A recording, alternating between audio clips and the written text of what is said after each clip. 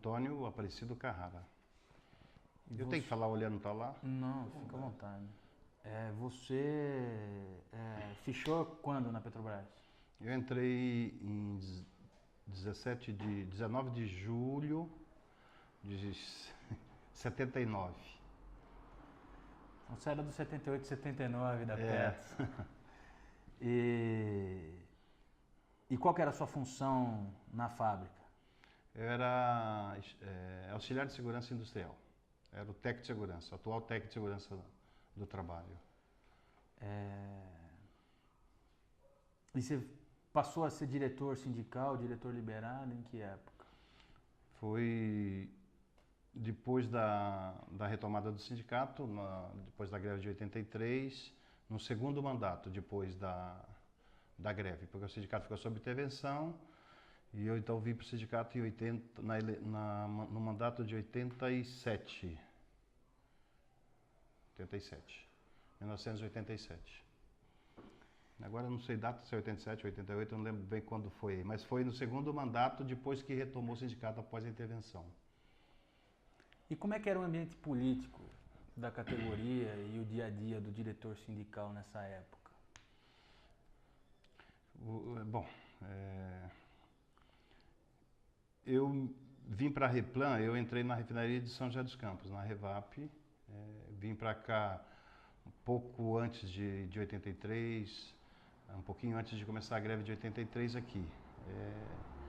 Eu não era diretor, era um trabalhador da base, mas via muito a atuação do sindicato, dos diretores que na época era da diretoria do Jacobitar, que tinha uma presença muito forte na base, na área, né? Eles tinham uma rotina de passar semanalmente em todos os setores, sempre tinha 2, 3 diretores e sempre uma relação com os trabalhadores muito boa, né? Uma coisa, quando chegavam diretores, quando chegava alguém da diretoria, na época, eu estou falando ainda do Jacobitar, quando eu não tinha nenhuma experiência ainda como diretor, né? Eu vi essa relação e que sentia que tinha uma procura muito grande, uma ligação muito grande entre os trabalhadores e o sindicato, né? Eu percebia muito isso, né? Isso aí um pouquinho antes da greve de 83, né? Bom, depois teve todo esse processo de 83, a greve, a intervenção, né? E quando eu venho para o sindicato, né, vim participar porque me apaixonava muito esse trabalho, estava muito ligado com o trabalho sindical, respeitava muito isso. Via também, né, uma continuidade disso, né? Embora a categoria da Replan, os petroleiros da Replan, passaram por aquela experiência de 83, mas isso, ao invés de afugentar os trabalhadores, pelo contrário, isso teve mais credibilidade, o sindicato teve muito mais aceitação, né? E esse trabalho foi uma continuidade, né? Isso acho que é de um processo, né? Da retomada do sindicato, porque ele estava sob intervenção, ainda era regime militar. E isso criou uma cultura, né? Uma politização, quer dizer, uma categoria que eu via muito politizada, né? E sempre antenado, né? Sempre ligado. Até porque acho que acho não. A greve de 83 foi um fator importante para a construção, para a organização do movimento sindical petroleiro nacional, né? Eu acho que começou ali, a partir da experiência da greve de 83, onde a gente participou a Replan em Mataripe, mas várias outras bases, como São José, como Cubatão, tentaram, né? Principalmente São José tentou, iniciou a greve também, depois, embora não continuaram, né? Mas acho que foi um marco importante. O Paraná, os petroleiros do Paraná, né, que tiveram também um papel muito importante pós-83 na construção dessa organização, né? A gente não tinha uma organização nacional. A partir daí começa a se organizar através da CUT, né? Os petroleiros criam o departamento dentro da CUT, o departamento dos petroleiros, que acho que foi, né, o pontapé inicial, e essa discussão junto com a Bahia também, né? Então, Campinas, Paraná e Bahia foram três polos, três atores importantes para construir essa organização que resultou depois, no 94, na criação da FUP. Acho que foi um processo.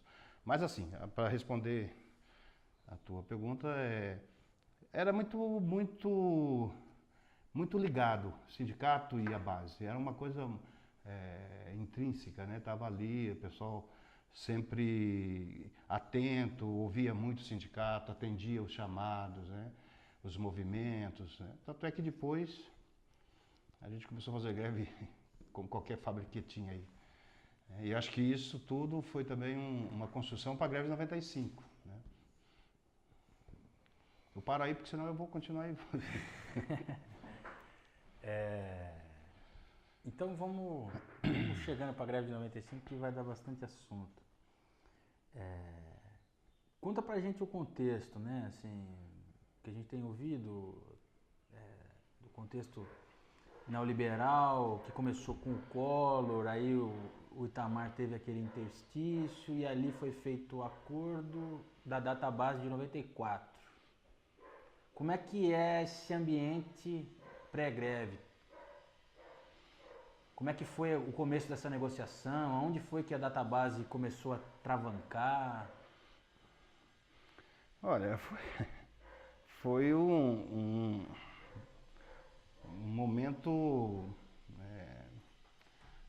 peculiar, porque a gente inicia a campanha, como você disse, em 94. A gente estava sob o governo Itamar, que a gente tinha pelo menos uma percepção de que era mais fácil a negociação, né? A coisa parece que caminhava, mas teve muitos atores externos também que interferiram, né? Delcídio Amaral, que interferiram nesse processo todo de negociação com o Itamar. Né? Chega a fechar um acordo, chega, né, depois de um processo longo de negociação interna entre a FUP e a Petrobras. Aí quando busca esses atores externos, o governo e tal, parece que caminhava para um fechamento e que inclusive que teve um acordo, né, fechado. Mas depois que atores outros interferiram e que criou todo um clima de insegurança que acaba depois desfazendo esse acordo. Não é incomum que o presidente tenha de participar do acordo? Por que chegou no Itamar? Como que era essa database? Ela não tinha nenhuma grande bandeira. Não, a gente tinha as bandeiras. A questão sempre econômica é a que prevalece, mas a gente tinha várias bandeiras importantes aí nessa negociação. Né? O que é incomum, essa coisa da participação do governo, é porque dentro da Petrobras criou-se um impasse. Né? E que dentro da organização sindical, a gente sempre tinha essa discussão de que a gente teria que esgotar ali na mesa e, se a coisa não caminha, buscar esses atores. Foi a primeira vez que a gente tem a participação de um presidente, né, da República, que participou diretamente, né, que teve inclusive um fechamento de acordo lá em Minas Gerais com ele. Né. Isso é incomum, isso não era uma coisa que a gente buscava congresso, buscava outros atores, mas nunca chegamos a discutir com o presidente. Né.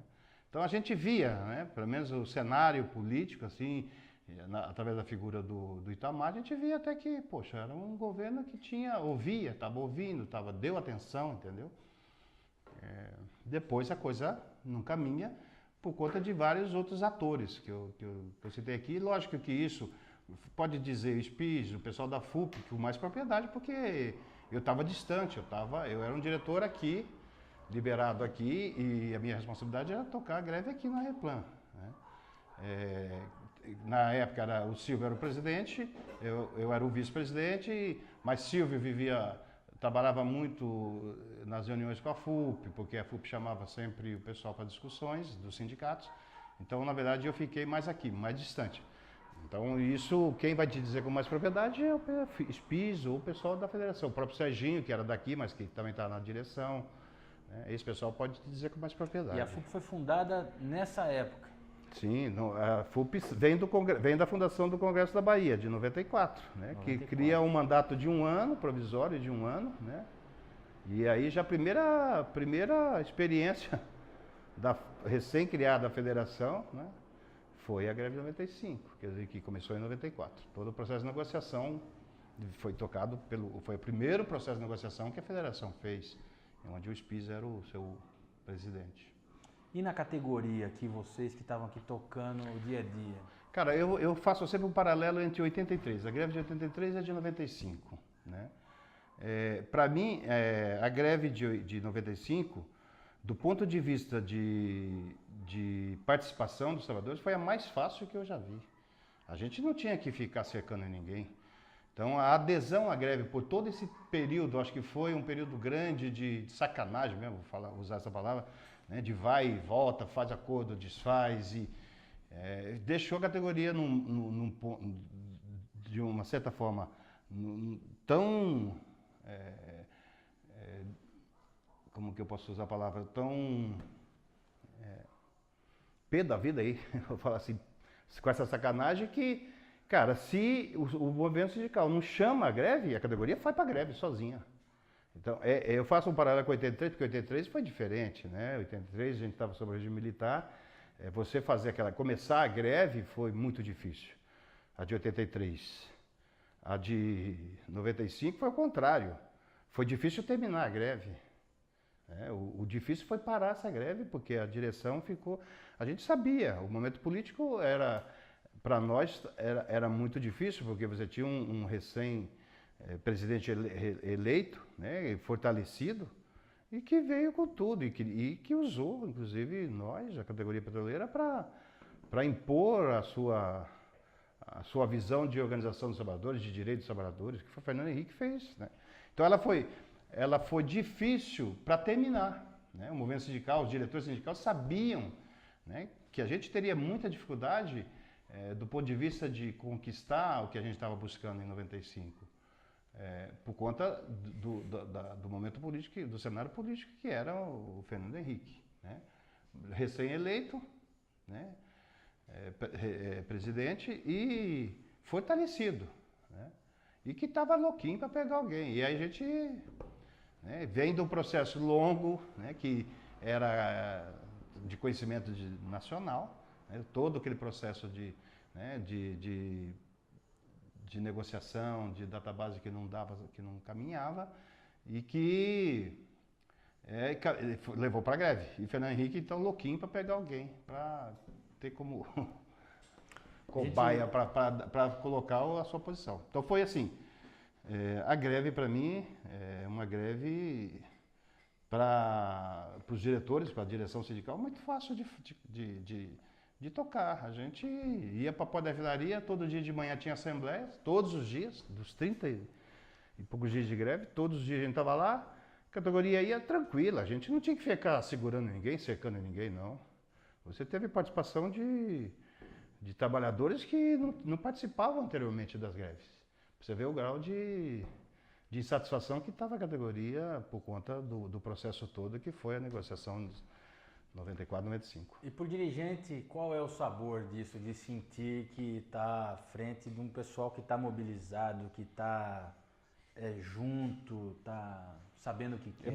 É muito bom, cara. É muito bom porque você não tem, você cuida de outras coisas. Você não tem que estar preocupado com isso. A gente cuidava de questões outras que aconteceram no processo da greve, como, por exemplo, a primeira ordem de produção de 30%, que isso a gente nunca tinha visto isso. Quer dizer, o TST se posiciona no terceiro, quarto dia da greve, não me recordo agora, emite porque eles viram a adesão nacional, não é adesão da Replana, é adesão nacional, maior participação. A gente via sindicatos de petroleiros que não tinham essa tradição de greve, e que estavam na greve, né? Então a gente só teve aqui Mauá que entrou um pouquinho depois, né? Não entrou logo no início, mas depois entra também, lógico, que é fruto desse movimento nacional, né? Ninguém podia ficar de fora, né? Uma greve que começa muito forte, né? E aí você tem esses momentos, né? Então a gente ficou muito tranquilo para cuidar disso, do dia a dia, de administrar todas essas intercorrências que vinham, né, durante a greve. E aí o primeiro desafio mesmo foi essa ordem do TST de que foi para todo o país, para todos os procuradores onde tinha a base da Petrobras em greve. Os procuradores tinham o papel de chamar e a ordem era para a produção de 30%. 30% tinha que ser. Então, nós aqui a gente vive uma experiência, porque quando a gente é convocado pelo procurador, que era o Raimundo, aqui eu lembro que não estava nem Silvio, não estava ninguém, estava eu que estava aqui na frente. A gente recebe essa convocação de uma reunião com a Petrobras, entre Ministério Público, né, e a Petrobras e o sindicato. A gente foi para a refinaria, era 4 da tarde, saímos de lá 3 da manhã, quer dizer, para você ver o que foi essa experiência, né? Foi uma coisa. Aí tava nessa reunião participou eu, Eliana, e tinha mais um diretor que era do CETRAI, que eu não me recordo o nome agora. E assim, uma reunião tensa, né? Porque o procurador queria fazer cumprir, né? A gente dizendo da impossibilidade de fazer isso numa refinaria, porque você não consegue. Como que você mede produzir 30%? Como que você mede bombear 30% de produto? Né? Chegou o momento do impasse que a gente teve que chamar o jurídico. Aí é uma experiência minha que acho que sim. O jurídico, eu acho que nesse momento não tem que, porque a orientação do nosso jurídico era que a gente era maluco, a gente tinha que cumprir aquilo. Vocês têm que cumprir, vocês estão malucos? Não descumprir uma ordem do TST? Foi pior, era melhor não ter chamado, que a gente conseguia tocar. Bom, lá pelas tantas, só para encurtar, lá tantas da madrugada, e com todos esses, a gente acabou fechando um acordo, né, entre sindicato, a Procuradoria, o Ministério Público e a Petrobras. Um acordo que era muito ruim para nós, um acordo que poderia botar em risco o movimento nacional, embora pode até dizer que é uma contradição. Como bota em risco um movimento nacional forte? Mas assim, a Repran era referência, né? Até qualquer coisa que a gente tomasse aqui como decisão, isso era, as outras bases olhavam muito para a gente. Então a gente tinha uma responsabilidade também. Acabou que quando a gente fechou esse acordo lá, a produção era 30% do craqueamento, na verdade era tentar fazer 30%, aí chegou um número lá da carga do craqueamento, não lembro se era 5 mil barris, 5 mil metros cúbicos dia, e que aí reduzia para 2 mil e poucos metros cúbicos. Tinha uma dificuldade operacional isso também, né? Então o craqueamento. Na destilação foi mais fácil, foi, bom, a gente parte uma e deixa a outra fechada, a outra parada. O CETRAI foi outro impasse, e foi o que mais polêmico durante a reunião, porque eles queriam dizer o seguinte: bom, 30% para nós é fazer 3 bombeios. Mas 3 bombeios, você pode bombear quanto? É absurdo. Como que é? Eu não sei, eu quero saber quanto você bombeia. Como que eu falo, eu vou fazer 3 bombeios, de quantas horas? Quanto vai bombear? Bom, foram impasses durante a reunião que muito complicados. E na participação, inclusive, desse diretor que era do CETRAI, acabou que fechou chegamos num determinador comum lá, mas que não agradava. Bom, aí, só para resumir, que 3 da manhã não tinha mais ninguém para redigir o acordo. O que ficou combinado é que de manhãzinha, quando chegasse as secretárias lá dos gerentes, né, que não faziam greve, acho que as únicas que entravam, Elas iriam redigir o acordo e mandariam lá para a portaria, a gente estava lá, reunido em assembleia, e que a gente ia assinar ali. Bom, quando eu não dormi, né? Eu vim para cá e liguei pro pessoal da FUP, o pessoal da FUP, pô, você tá maluco, cara, se você fizer isso é absurdo, porque vai acabar a greve. Eu falei, não sei se vai acabar a greve, mas... Falei, mas coloquei todo o cenário, como foi a reunião, os impasses, tudo. Bom, de manhã vamos para a pós-refinaria, 6 horas estava lá já, aí estavam chegando os outros diretores que não tinham participado, a gente reuniu os diretores ali na pós-refinaria, passamos esses informes, esse cenário. Margarido queria me matar, não sei se vocês conhecem o Margarido, né? Acho que conheceram. Margarido, aquelas posições dele, queria me matar. Bom, mas era o que a gente tinha fechado. Não podia fazer acordo. Na ideia do Margarido não podia fazer acordo. Não podia fazer acordo, né? Que era a posição nossa também, mas a gente... Chegou um momento que... Como é que é? Mas a gente teve... Aí eu vou colocar para você assim, que... não sei por que cargas d'água, mas a gente teve uma coisa assim que... Acho que é por Deus, porque a Petrobras, como a direção daqui, sacana como sempre, colocou um item, né? A gente tinha fechado clareamento, destilação, CETRAI, e eles colocaram 30% de manutenção que a gente não discutiu. Botaram uma outra cláusula que não estava na discussão. Aí foi a deixa para dizer o seguinte, não tem acordo e tchau, e toca a greve. Fizemos uma assembleia, aliviado, foi uma beleza, cara. Foi a nossa salvação. Os caras botaram uma cláusula que não tinha sido discutido com o procurador. E aí, toca, como é que é você enfrentar o Poder Judiciário e o Executivo numa tacada só, como você teve ali? Que tinha o procurador representando o Judiciário de uma ordem que vinha lá de cima e a empresa que era...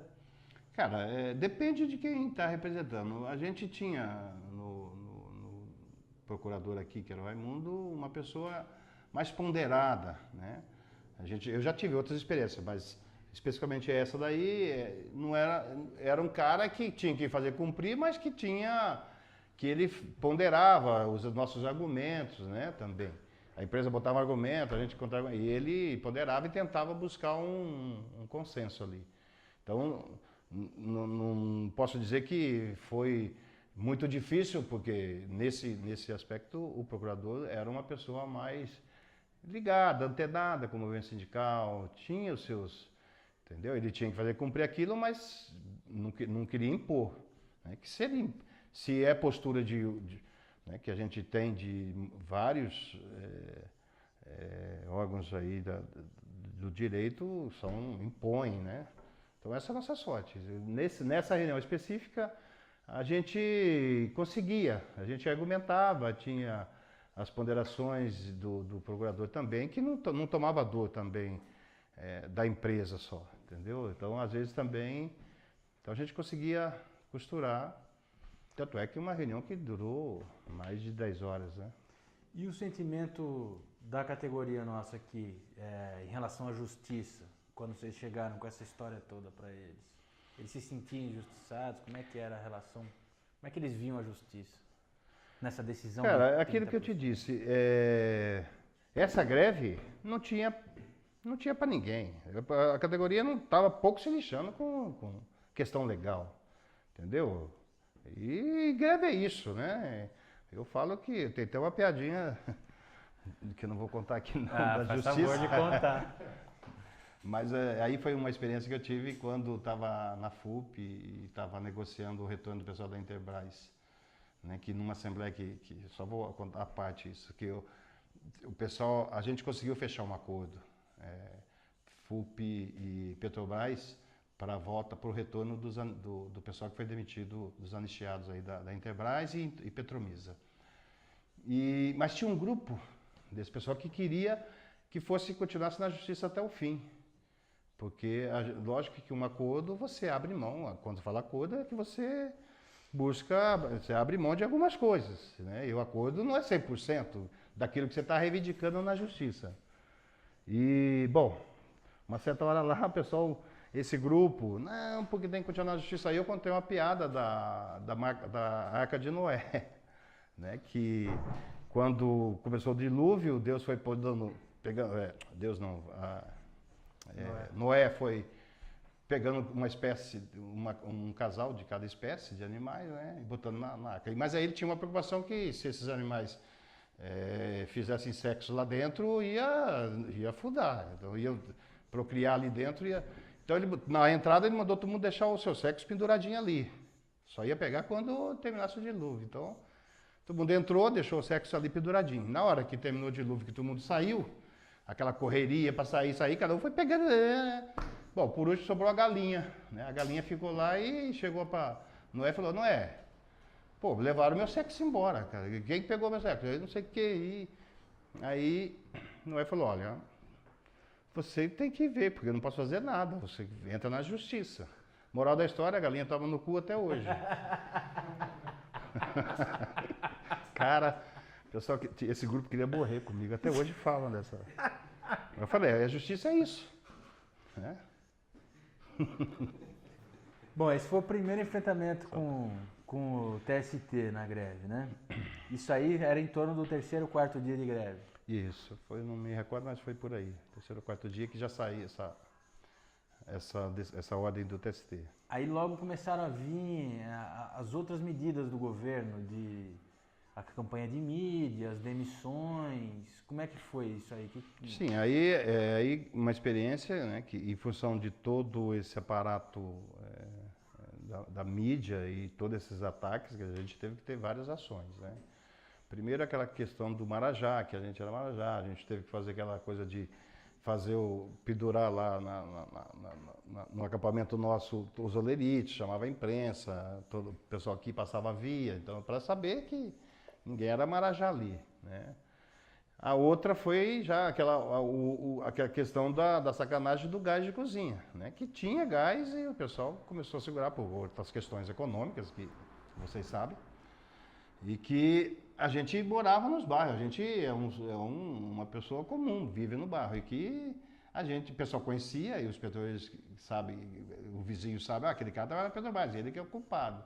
Eu lembro que lá no meu bairro, eu morava no Jardim do Lago, eu saía de manhã para vir para cá, ou ia almoçar, qualquer coisa que eu ia fazer, que eu passava ali, estava uma fila, que tinha um negócio de gás bem em frente onde eu morava, e o pessoal que me conhecia gritava lá o responsável, quer dizer, então foi toda uma experiência que muitos viveram.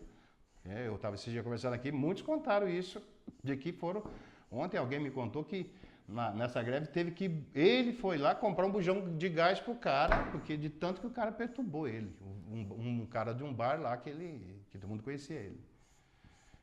Então foram momentos, né, da greve, depois a coisa do corte do salário, quer dizer, ninguém recebeu nada, aí vem a questão do apoio, né, a questão do pessoal do MST, dos metalúrgicos, né, que contribuíram com cesta básica, né, tudo isso foi importante, tudo isso foi uma coisa assim que eu nunca tinha visto, nenhum das greves que a gente tinha feito anteriormente, o apoio que a gente teve, né, das organizações, do movimento sindical, dos movimentos sociais, muito, muito forte. E que isso encorajava muito os trabalhadores, né? Porque a gente colocou aqui uma feira aqui, do pessoal do MST, da produção deles, aqui, ficou aqui, o pessoal pegava para levar, vieram buscar aqui, quer dizer, ficou uma feira aqui mesmo na frente do sindicato. Isso foi muito importante, né? Quando chegou a cesta básica, que a gente veio com caminhões de cesta básica, que a gente, lá da refinaria, eles fizeram a entrega lá, simbólica, desceu todas aquelas cestas ali, quer dizer, tudo isso foi importante. E isso fortaleceu muito o movimento, né? Isso ajudou muito. Então, todos esses momentos foram importantes para a greve. E como é que era a percepção de que era mentira? Você disse todo que o pessoal estava bem fechado aqui, estava bem coeso, né? Todo mundo passou junto também pelas demissões, porque também no Jornal Nacional eles demitiam vocês, não é? Saía, quer dizer, a mídia fez um papel espetacular que o governo queria, né, do lado do governo. Então, o tempo todo jogando a categoria contra a sociedade, né, em confronto com a categoria, né, pintando um bicho, né, da categoria. Então, esse papel da mídia, ela foi, sim, eu acho que, inclusive, eu acho que ajudou muito a categoria a entender qual é o papel, né? O que a mídia faz, ela está a serviço de quem, né? Eu acho que isso ficou muito claro na greve, de quem, a serviço de quem eles estão, não estão do lado do trabalhador, né? Bom, não precisa nem falar porque é só ver os trabalhadores deles lá que não tem direito nenhum, né? Então, criou isso, eu acho que isso criou uma conscientização, uma politização, né, na categoria, de cada atores desses, né, no cenário político, que é a serviço de quem estão e o que fazem, para que estão aí, entendeu? E você vê hoje, né? Acho que muito do que acontece hoje, embora a mídia ainda exerce, mas a credibilidade que eles têm hoje é bem menor. Antes eles elegiam um presidente, né? A campanha de Collor e Lula foi uma demonstração. Hoje não consegue. Quem viu todo o cenário das eleições passadas sabe o que eles fizeram para derrubar o governo Dilma. E as demissões? Teve a carta da demissão coletiva, né? Sim, isso foi Como que bateu no pessoal aqui? Cara, isso foi de uma importância fundamental, né, para fortalecer aqueles que estavam sendo demitidos. Eu acho que, diferentemente de 83, que quando começa a sair a lista e divulgar na televisão, quer dizer, o pessoal, isso amedrontou o pessoal, isso, né, eu lembro disso, a fila a humilhação que foi o retorno da greve de 83, que quando chegou todo mundo lá, botaram como animal, como gado, né, em fila, cada um passar primeiro no setor de pessoal, naquela época era o CEP, não lembro agora que mudou tanta sigla, mas a fila que ficou, né, em 83, né, aquela coisa da lista de demitidos, aquilo foi um terrorismo. Diferente de 95, que quando começa a sair a lista e divulgar aí, o pessoal, esquentar a cabeça com isso não. Lógico, eu estou falando isso, lógico que teve gente que... Mas assim, você comparando 83 e 95, cara, foi uma coisa que a categoria falou, vamos fazer isso, vamos pedir... Então vamos fazer, né, vamos discutir, vamos fazer a demissão coletiva, né, que fortaleceu. Inclusive o pessoal que tinha o nome citado pela imprensa, e aí a gente fez isso, acho que foi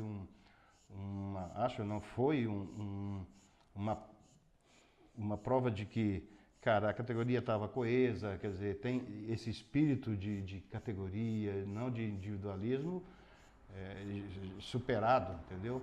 Essa coisa de estar todo mundo junto e vamos ser solidários, acho que isso foi importante até para depois, né, da greve, quando a gente saiu com vários slogans, se mexeu com o companheiro, mexeu comigo, quer dizer, várias campanhas que a gente fez e que foi muito importante para essa unidade nacional, não só local, mas nacional. Acho que foi uma puta experiência que foi essa coisa da demissão coletiva. Quanto mais apanhava, mais crescia. É por isso que eu te digo, né? Assim, foi uma greve difícil para terminar. Até que quando sai a decisão da FUP de suspensão do movimento, a gente tinha, por exemplo, Cubatão que estava ocupando, eles vieram para a nossa Assembleia. O pessoal de São José vieram para a nossa Assembleia, quer dizer, com posições assim, para não suspender o movimento. Né? E aí, assim, dentro da própria direção tinha divisões. A direção não estava coisa, era polêmica, era uma questão polêmica que foi no voto, porque a gente sabia que a gente estava, eu acho que tinha cumprido o nosso papel, o papel político, né? Acho que tinha fortalecido a categoria, mas sabia que a gente ia levar uma bucha, e levamos uma bucha, né?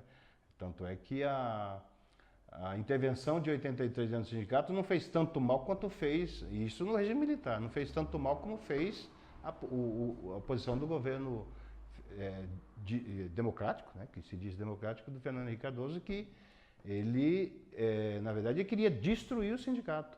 E em 83 a gente teve, assim, o sindicato ficou aqui com o administrador, não teve nada disso, quer dizer, o sindicato manteve sua conta, a categoria continuava contribuindo.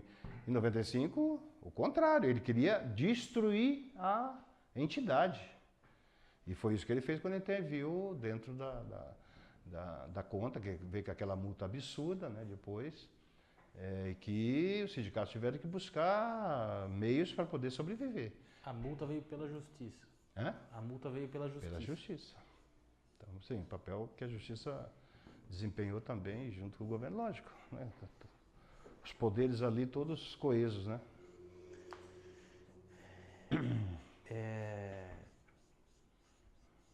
E além desse sufocamento das multas da justiça, também o Silvio Marques falou pra gente ontem que por acordo coletivo, eles acabaram com o diretor liberado do sindicato, né? Pois aí a gente começa a juntar os cacos e buscar as saídas e a organização para retomar, né? A gente não consegue fazer. Bom, você fica mais de 4 anos sem fazer nenhum movimento, quer dizer, isso teve um reflexo depois, inclusive, dentro da própria categoria, de que, né, foi a porrada foi tão grande que a gente teve que respirar, reorganizar, a gente teve que buscar outras formas de se organizar dentro do próprio sindicato para sobreviver, porque tudo que caía na conta do sindicato era bloqueado, entendeu? Então a gente foi usar aqui, nós tivemos que usar a BCP, né, que também foi uma demonstração, cara, eu nunca vi isso. Eu às vezes fico vendo outros sindicatos aí que tem uma dificuldade de ter sócios, não consegue. Nós fizemos a greve, politicamente foi uma greve vitoriosa, né? Mas do ponto de vista das nossas reivindicações a gente sai meio esfacelado, mas a categoria, quando a gente dá o indicativo de que, olha, vamos fazer a contribuição espontânea via BCP, vamos reduzir a contribuição de sócio para 0,01%, eu não lembro quanto foi só para manter a ligação, e todo mundo vai para o banco e faz o seu depósito na BCP. Os sócios não saíram de sócios. Pelo contrário, a gente ainda teve um fortalecimento de sócios que começa a criar a associação e aí ajuda para os demitidos, quer dizer, a gente conseguiu aprovar, bancar os demitidos nossos. Quer dizer, foi todo um processo, por isso que eu falo, é uma categoria politizada, né? É uma categoria que dava a resposta. Quando o sindicato chamava, era atendido. Não tinha essa coisa. E tinha essa credibilidade, né? Tem essa credibilidade no sindicato por conta de que é um movimento sério, né? A organização nossa coloca a gente como uma categoria mais bem organizada. Acho que é melhor, mais do que muitas categorias aí que a gente tem, metalúrgica e companhia. Do ponto de vista de conscientização, de politização, entendeu? Eu não sei hoje, desculpa, mas não sei como que está hoje o índice de sindicalizados, mas a gente tem um dos maiores índices aí. Maior índice, se você fizer uma comparação com outros sindicatos. Isso é o quê? Isso é a credibilidade da categoria para o sindicato, isso é o respeito, é a confiança que tem na direção sindical. E eu acho que tudo isso foi assim, foi essa formação política, foi essa formação da consciência política da categoria, né? Lógico que mudou muito o perfil, né? Hoje você tem, mas essa história tem que contar, né? Você tem que contar isso para os novos que não vivenciaram, que estão num momento diferente, é um momento diferente também político, cenário político no Brasil, e que você precisa contar isso, você precisa contar. Eu falo às vezes muito com os companheiros aí da FUP, assim, nós temos que contar que os direitos que a gente tem, que a gente mantém hoje, os direitos que são além dos direitos que seletista, por lei ou são por conta dessa luta, né? Não sei se vocês devem conhecer que teve um momento, eu acho que eu estava na FUP nesse momento, que a Petrobras queria tirar até assistência médica, diminuir, diferenciar entre os trabalhadores que estavam entrando a partir daquele ano, e a gente conseguiu manter. Então, a gente tem, as férias são diferenciadas, quer dizer, tudo isso eles queriam cortar. Eram 9 itens, eu não sei falar todos eles aqui. Isso é importante contar. E que isso não foi porque a Petrobras é boazinha, ou porque foi os trabalhadores que garantiram isso, que lutaram, que vai além do seu individual, porque lutar, a gente fez movimento para manter esses direitos. O pessoal, a maioria, naquele momento, todos tinham o direito. Se fosse individualista, né, eu tive na Argentina, eu trabalhei 5 anos na Argentina, sei como é lá a organização sindical. Lá é muito individualista.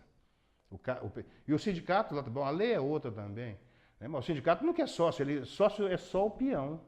Né? Então, eu estou só desviando isso, mas para dizer que a importância que foi, a importância que é a categoria petroleira e a importância que foram todas essas lutas. Em cima disso aí, Carrara, você sente isso?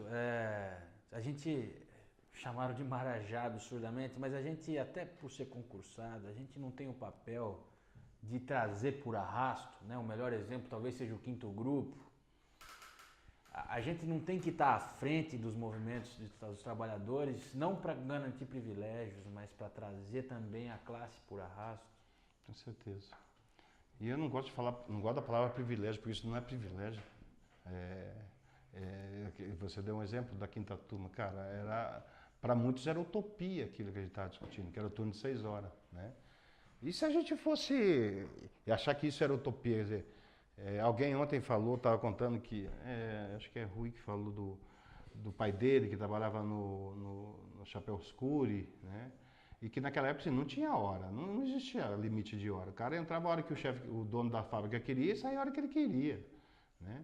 E que foram conquistas né? que o mundo do trabalho e do mundo todo, foram as histórias todas que a gente conhece e que foram lutas, né? E que a gente tem que lutar. E que essa questão da quinta turma é uma coisa absurda você ter dentro dos petroleiros, né? Petroleiros que têm o quinta turma e petroleiros que fazem aquele turno de escravo, né? que é absurdo. E dentro, produção de plataforma, na refinaria nem tanto, mas se você pegar a produção, você vai ver muita gente trabalhando embarcado com regime diferenciado. E que não é privilégio. Né? Entender que isso é conquista, isso é... Porque eu trabalhei em grupo de 4, né? Pô, quando a gente foi para 5... Como é que era a vida com um grupo de 4 horas? Cara, não tinha vida. Não tinha vida. Eu morava no Jardim do Lago, eu tinha a cada 30 dias, eu não lembro agora quando, eu tinha uma folga grande que era sábado, domingo e segunda. Né? Depois era o seguinte, folguinhas curtinhas ali, entrava... E você não tinha vida social, você às vezes não via família. Você passava às vezes uma época grande sem ver os filhos, porque você chegava, ele estava dormindo... Quando você saía, ele estava dormindo, quando você chegava, ele já tinha ido para a escola. Então você não via, ou você ia dormir.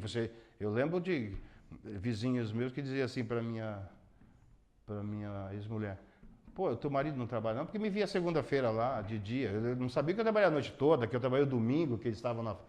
Então você não tinha vida. Não tinha vida social, não tinha nada. Era aquela coisa absurda, que você não tem tempo para nada. E qual que é a sensação que você tem de ter trabalhado a madrugada inteira e um cara te olhar achando que você é um vagabundo? Cara, eu dou risada. Dou risada. Porque é absurdo, né? Achar que você trabalhou, né? E quanto você trabalhou, você pega o cara que está embarcado. Então fica 14 dias embarcado. Aí o cara fala, que beleza, depois tem 21 dias em casa. Mas e os 14 dias que ele ficou lá, cara? No risco, sol e chuva e tudo ali. Né? 12 por 12. A gente vê quando, cara, como diz o ditado, sabe das pingas que eu bebo, mas não sabe dos tombos que eu levo. Cara, no caso da greve de 83, quando a gente fez a pesquisa aqui, tinha algumas fotos, por exemplo, tem o genuíno em assembleias, inclusive acho que durante a cassação, né, ele dava para tentar garantir que era um momento de ditadura, ainda tinha todo aquele medo da repressão fora desse ambiente corporativo. E mesmo depois, quando teve a luta pela anistia, também teve uma forte participação de parlamentares que faziam uma certa defesa do movimento, né? E nosso sindicato acho que tem esse histórico, né, do classismo de discutir e formar muita opinião da base em relação à política e ter todo esse cenário. Na greve de 95 teve também essa intervenção de parlamentares? Muito. E aí até do presidente. Quer dizer, no começo, né, 94. Depois não, depois o presidente só mandou ver a bucha. Mas assim, se você conversar isso com a FUP teve o tempo todo, né, e tinha o seu QG também em Brasília, né? Então o tempo todo articulado. O Suplicy ia lá onde estava a FUP, onde eles ficavam no QG lá, e vários parlamentares, teve toda uma ação, e não foi só durante a greve não, antes, em 94 teve um papel deles, de fazer cumprir o acordo, né? Então a importância que tem, né, a participação dos parlamentares num movimento de trabalhadores é de suma importância, porque eles têm um papel, entendeu? Tem um papel que tem que cumprir, que eu acho que ajuda e muito, né, o movimento sindical. Genuíno teve um papel importante na greve de 83, Genuíno é um cara que sempre esteve junto, né? É um cara que... E outros, né? Você teve depois Vicentinho, a CUT, né? Acho que a Central também teve papel importante na greve de 95, na greve de 83, os metalúrgicos do ABC, que tiveram aqui em 83, que fizeram um movimento lá em apoio, que também foram caçados, né? Lula foi caçado aí também em 83, por conta do apoio que tirou de movimento que fizeram de solidariedade com a gente, com a categoria petroleira. Então, de suma importância, é um papel importante e que precisa. Essa articulação tem que existir, entendeu? Você não consegue estar sozinho, você não consegue fazer essa luta sozinho. Então você tem que ter todos esses atores, articular com todos esses atores, né? Tanto do movimento social, sindical e parlamentar e político, né? Para você poder fazer. Porque, cara, não muda muito, não. Estamos num governo que mas a relação capital-trabalho não muda. Não muda. A relação capital-trabalho vai ser sempre essa e vai ser sempre uma luta e que você vai ter que... não vai ter sossego, não vai ter descanso. A base sabia dessa atuação? Sempre. Isso você acha que ajudava nessa... Cara, muito. Eu lembro que em assembleias, né? Porque o peão vê o seguinte, o trabalhador está lá, você está falando, porque fizemos uma reunião com a Petrobras, não sei o quê, porque ela... Bom, e aí? Não caminhou para aí o que eles querem saber. E era importante a gente dizer, olha, nós vamos ter uma reunião com o governo, vamos ter uma reunião com os parlamentares, vamos estar lá buscando apoio. Isso fortalece o trabalhador, ele vê isso como positivo, não negativo. Não sei hoje, porque eu estou fora do movimento desde 2005, então não sei, mas eu acredito que não é diferente. E isso aí para segurar 30 dias de greve é fundamental, ter uma novidade dessa. O Suplicy falou, o Genuíno falou. Cara, porque é o seguinte, você vai entrando na greve, aquilo é uma coisa que vai te... E o que é importante, você também não está sozinho, a gente manter sempre. Muitos companheiros nossos, ontem tinha um companheiro aqui, Cascão, que é daquela turma que é o seguinte, greve, eu vou sair de férias, eu vou pescar, eu vou embora. Então a gente sempre reforçava a importância de estar junto, né? Porque tanto 83 como 95, quando o cara se isolava, por exemplo, o que a empresa fazia? Comunicava com a família, ligava para a casa do peão, mandava telegrama para a casa dele. Quer dizer, a mulher, os filhos, a avó, a sogra, recebia aquilo, ela não tem esse preparo. Então eu ficava em choque. Então a gente sempre buscava falar, olha gente, nunca fique sozinho, vem para cá com a família, traz a família. Então nos movimentos foi importante, tanto 83 que eu lembro que a gente levava as famílias e ficava lá no centro de Campinas ali, na praça, não lembro o nome agora, ficava ali o dia todo, fazia atividades, churrasco, fazia atividades culturais. Isso era importante para manter coeso esse grupo, porque quando você está sozinho, você fica mais vulnerável.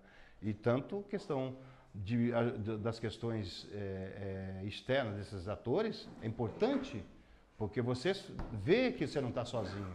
Então a importância de ter o apoio de um parlamentar, o apoio dos movimentos sociais, isso é de suma importância, porque você vai vendo, buscando saídas, porque são impasses, né? Greve é impasse, você tem que buscar saídas, buscar mediadores, tem que possam te ajudar nesse enfrentamento. E como é que põe fim nessa greve, então, cara? Você disse que não foi fácil. Como é que não fala. Cara, isso foi que a gente nessa sala aqui, tomando decisão aqui, foi difícil, cara, dentro da própria diretoria, né? Porque não era consenso, né? Você tinha o pessoal que não queria, tinha o pessoal que... E aí, assim, lembro de Silvio. Silvio sempre foi o cara mais ponderado, mais que tem, né, o pé mais no chão. Então, Silvio sempre falava, a gente vai... Eu não sei se eu posso falar, vocês cortam depois se não puder. A gente vai se entubar. Dentro da reunião de diretoria era pau. E posições contrárias que a gente tinha que manter o movimento. E a gente sabia que não dava para continuar o movimento. A gente tinha que ter... Eu lembro, uma das histórias de Lula sempre contou isso, porque começava a greve, ele falava sempre, é fácil. O difícil é acabar a greve. Porque às vezes você tem que parar a greve no momento que você vê. A categoria não vê, às vezes. O pessoal ali não tem todas as informações que você tem enquanto diretor. Então você sabe que, olha, até aqui dá, daqui para lá a gente não vai conseguir dar. Então a gente vai ter que dar um jeito de... E às vezes você tem que dar Lula falava, você tinha que dar um passo para trás para poder avançar depois. Né? E foi isso. E a história é essa, né? A gente não conseguiu conquistas em 95, mas e depois? E o respeito que teve, o acordo, o nosso, eu não lembro quanto foi, mas assim, em 95, no decídio de 95, no acordo de 95, não tinha movimento nenhum. A gente sabia que não tinha força nenhuma para fazer. Petrobras foi o maior reajuste, nenhuma categoria teve, não lembro agora, mas se for buscar as informações vai ver que a gente teve um dos maiores reajustes naquele ano. Isso não é de graça, não é porque isso é fruto de... E o pessoal sabe que tinha que... Né? Lógico que atacaram de uma forma, tentaram desorganizar a gente, tirar os diretores liberados, a gente tivemos que reduzir nossos diretores, o sindicato teve que bancar, a categoria teve que bancar, que o sindicato, não é o sindicato que banca, a categoria bancou salário do liberado, porque a Petrobras cortou todos, a gente levou uma cacetada. Mas depois a gente foi buscando, e buscamos anistia, e voltamos todo mundo. Recebeu os dias parados, tudo. E aí entra também o papel dos parlamentares que foram fundamentais para essa anistia, né, do dias parados, das multas, dos demitidos. Acho que isso é o papel. E para dizer a importância que tem você estar articulado com todos esses atores. E aí, cara, vamos falar desse pós-greve, então. Porque quando a gente conversa com quem é de fora da categoria, os caras falam que essa greve foi um marco histórico e tal. Pro pessoal da categoria, você fala, neguinho, até arrepia. Por causa desse sabor de derrota que o governo conseguiu plantar no peão. Como é que conta essa história? O que ficou nesse pós-greve? Acho que esse é o desafio, entendeu? Esse é o nosso desafio. Aquilo que eu disse para você, você tem que trabalhar isso, você tem que formar isso, né? Porque o trabalhador, ele vê assim, a porrada que ele levou, porque marcou, e lógico que marca, e que isso é o que ficou mais forte ali, né? Mas talvez a gente não soube trabalhar o que a gente foi conquistando, e o que a gente que foi fruto disso depois. Acho que a gente não soube trabalhar muito isso. E essa talvez seja uma deficiência do... Você vai tirar foto do meu pé?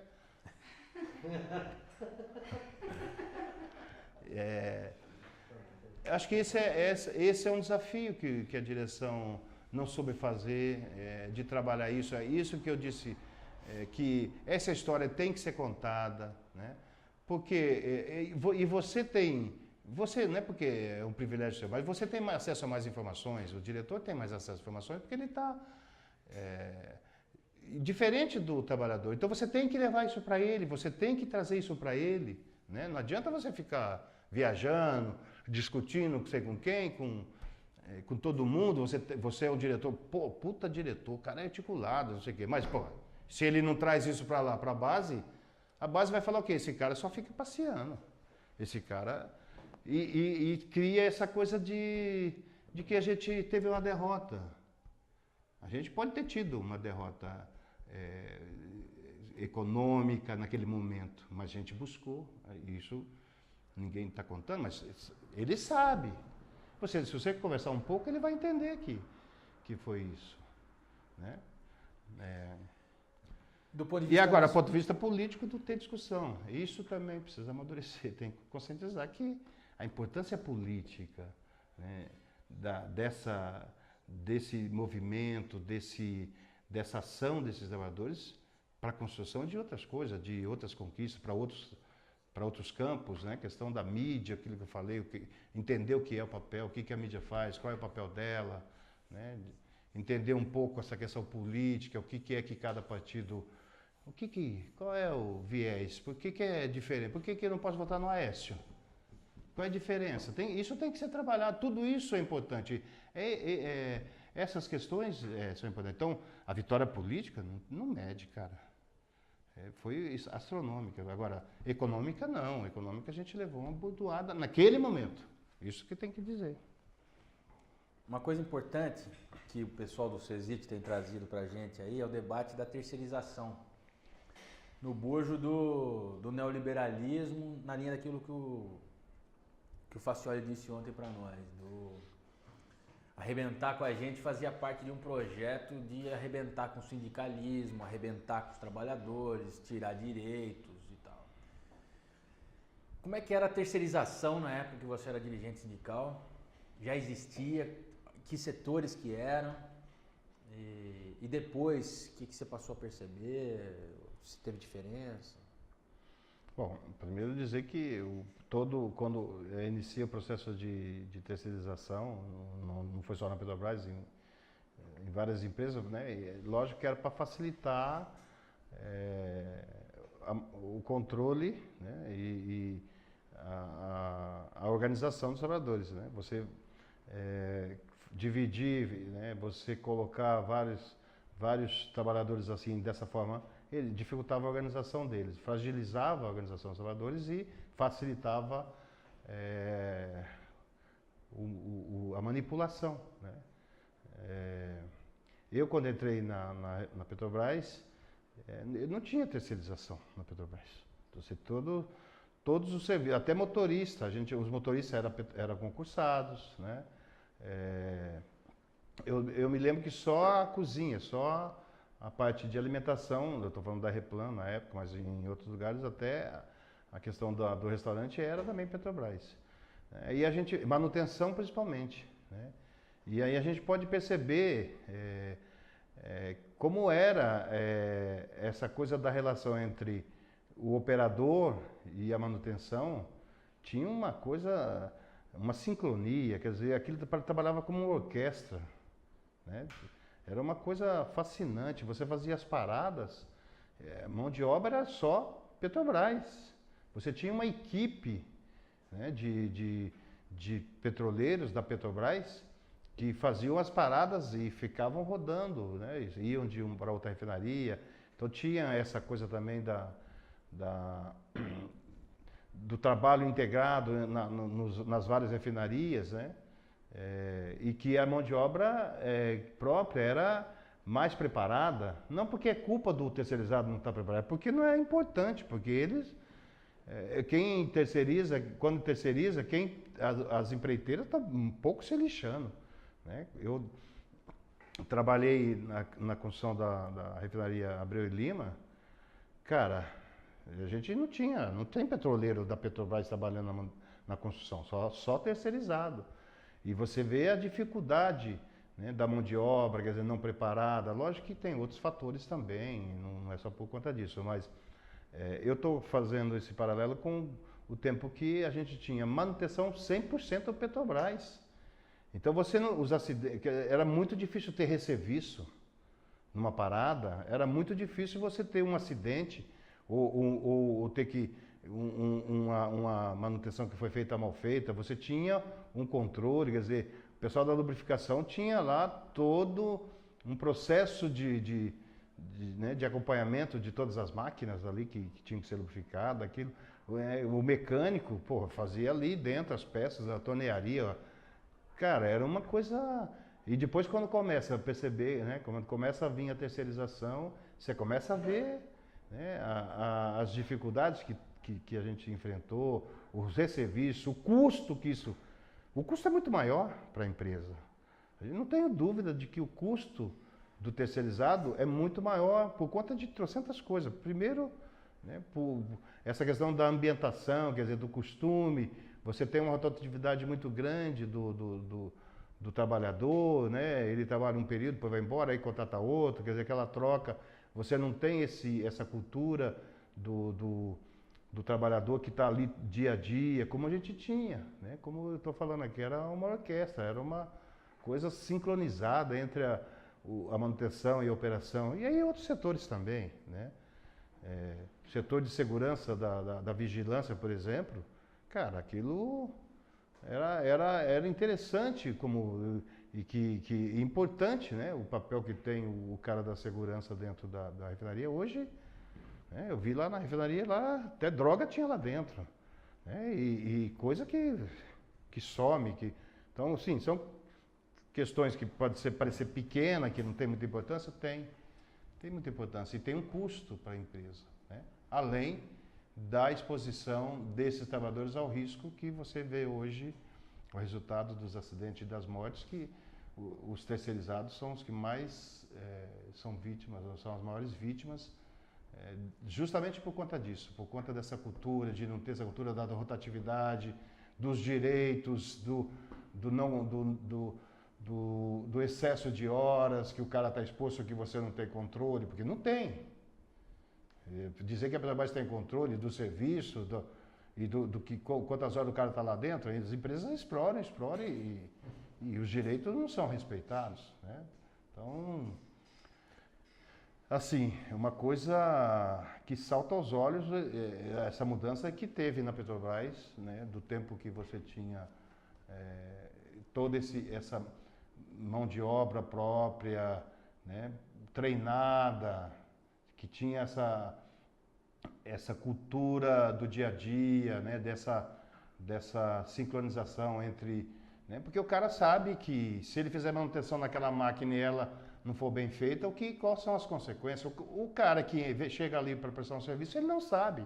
Não porque é culpa dele, não sabe porque não está preparado, não viveu, não vive, ele vai ali e depois vai embora. E para a organização sindical?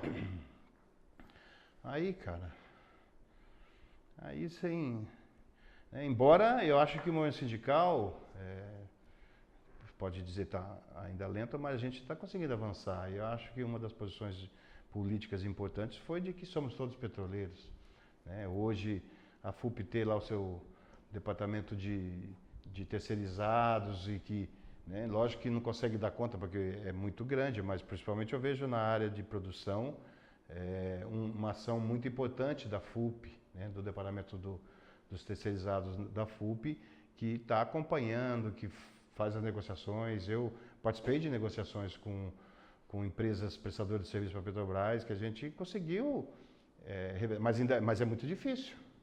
É muito difícil você ainda conseguir trabalhar tudo isso, né? Então, assim, para o movimento sindical, sem dúvida um desafio muito grande e um enfraquecimento.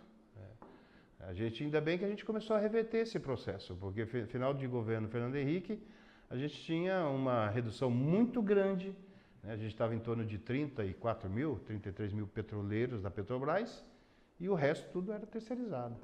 Embora não tenha diminuído, lógico que aumentou muito mais os trabalhos da Petrobras por conta das descobertas, tudo, e que requer, mas acho que foi, se não foi o que a gente queria, mas foi significativo essa abertura de concursos e essa contratação, embora setores estratégicos ainda continuam sendo terceirizados, principalmente manutenção. Você falou que essa opção da empresa é muito mais caro a terceirização. A gente tem essa avaliação, assim, a gente já precisava até apurar sobre isso. Você acha que essa questão de tanto de enfraquecer a organização sindical quanto a terceirização do risco judicial, né, pela responsabilidade por todos esses trabalhadores pesa na escolha da empresa em permanecer terceirizando? Com certeza.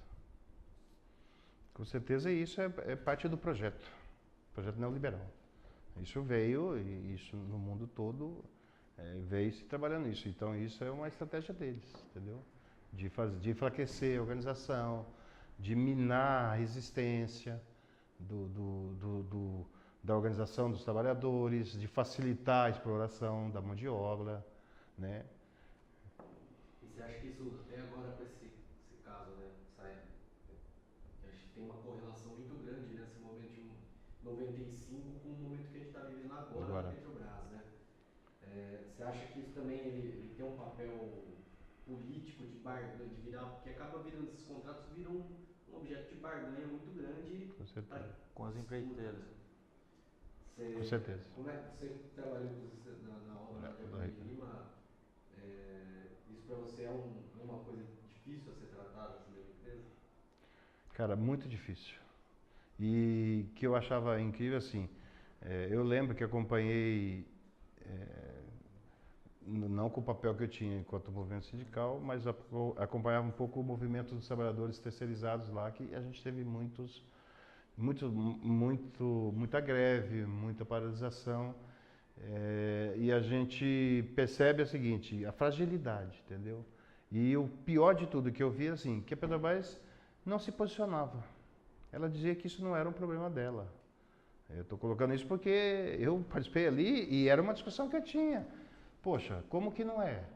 Como que não é um papel? Porque no fim, o que aparecia era a Petrobras, não aparecia o Camargo Correia, o consórcio da Camargo Correia, ou da Odebrecht, não aparece Petrobras, aparece Refinaria Abreu e Lima. Então, essa coisa de não se meter ou de dizer que não tem nada a ver com isso, eu achava um absurdo da Petrobras. Porque é obra dela, né? E ela é que paga, e aquilo que eu falo do custo, né? Olha o custo.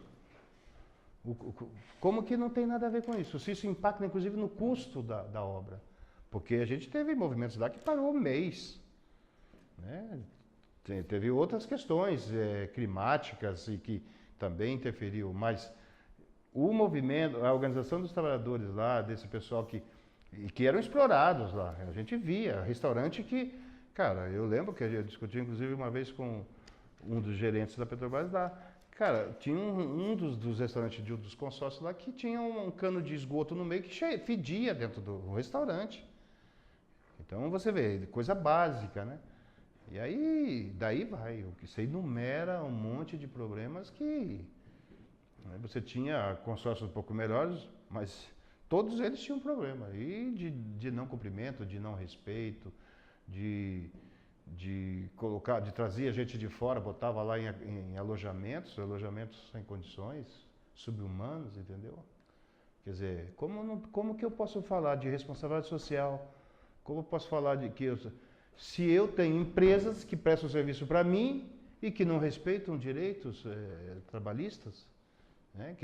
Empresas que estão aí, como que eu posso dizer? Isso é responsabilidade minha também. Cara, o que para você é ser petroleiro? Cara, é tudo, é minha vida. Cara, eu vivi minha vida dentro da Petrobras, né? Eu aprendi a amar essa empresa, a gostar dessa empresa, de ter orgulho dessa empresa e de, às vezes, hoje ouvir colegas dizer, eu não falo que eu sou da Petrobras. Eu falei, caraca, eu ando com crachá, se eu precisar, que não tem esse negócio. E vou discutir com qualquer um. O que está acontecendo hoje na Petrobras, eu tenho 36 anos na Petrobras, sempre aconteceu. A diferença de hoje para o que aconteceu no passado é que hoje tá prendendo, hoje está investigando, entendeu? Agora, desvio sempre teve. E se você pegar esses caras, diretor Paulo Roberto, Barusco, né, e aí vai ter uma relação grande, sempre roubaram, sempre tiveram lá e sempre tiveram esquema, né? A diferença é essa. E a questão é política, né? Eu acho que o momento que a gente está vivendo, assim, querem tirar a Petrobras da jogada do pré-sal. É isso que está posto, né? Eles não aceitam a questão hoje do pré-sal, que a Petrobras tem participação de 30% e que a empresa, quando pega as outras empresas internacionais, quando descobre, não é dela o petróleo, como é hoje, como era a lei antiga do Fernando Henrique Cardoso. É isso que está por trás de tudo, né? Eles têm que enfraquecer isso, têm que enfraquecer a Petrobras para ela poder não participar. E se puder tirar a Dilma fora e mudar tudo isso, porque isso estava muito claro. Eu lembro de reuniões que teve na eleição, não nessa, na outra, na primeira da Dilma, que os caras se reuniram lá em Foz do Iguaçu, PSDB, com empresas, e que falaram assim, nós vamos mudar. A gente vai mudar essa coisa aqui, isso não vai ficar não. E é isso que está por trás de tudo. Que a Petrobras tem problema? Tem. Mas qual a empresa que não tem? Vai investigar as outras também. Agora, que precisa punir, que precisa caçar esses caras, precisa. Porque não dá para conviver com isso, com esses desvios. Mas, cara, ainda vai dar volta por cima. Então, para fechar, você, Carrara, não diretor, não intimamente, o que tem que acontecer em relação à Lava Jato? Qual que é o seu sonho, vamos dizer, qual que é o melhor cenário do que deve acontecer em relação ao futuro da Lava Jato? Eu não acredito na Lava Jato, não, porque para mim é uma novela aquilo está selecionando. Acredito que aquilo não vai dar em nada, porque ali tem interesses outros, né? E que não estão ali para buscar, de fato, punir tudo que aconteceu em tudo e todos. É para punir parte, né? Eu defendo assim, Lava Jato para todos, que seja de fato a questão de sanar tudo o que aconteceu, de que todo mundo que esteja envolvido que seja condenado, né? Agora, não pode ser esse joguinho de cena e essa politização que estão fazendo da Lava Jato. Acho que a melhor coisa que pode acontecer é, de fato, passar limpo isso. Mas todos. Entendeu?